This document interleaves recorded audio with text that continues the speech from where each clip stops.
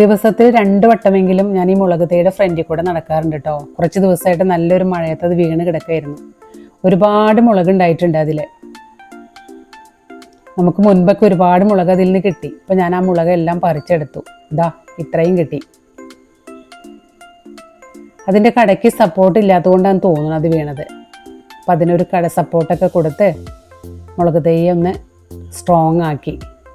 അതിനുശേഷം ഞാൻ അതിൻ്റെ കടയിലുണ്ടായിരുന്ന പുല്ലൊക്കെ ഒന്ന് പതുക്കെ പറിച്ച് മാറ്റി വളം ഇട്ട് കൊടുക്കാമെന്ന് വിചാരിച്ചു.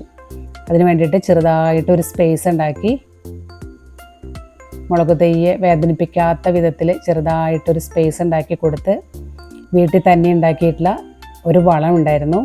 കിച്ചൺ വേസ്റ്റ് കൊണ്ട് വരുന്ന കമ്പോസ്റ്റ്, അതും കുറച്ച് ചാണകപ്പൊടിയും കൂടെ അതിൻ്റെ ചുറ്റും ഇട്ട് കൊടുത്തു.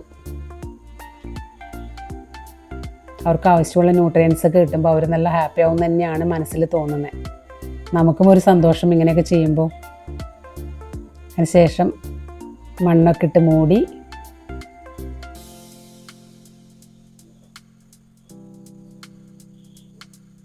കുറച്ച് വെള്ളമൊക്കെ തെളിച്ചു കൊടുത്ത് മുളക് തൈ നല്ല ഉഷാറാക്കി.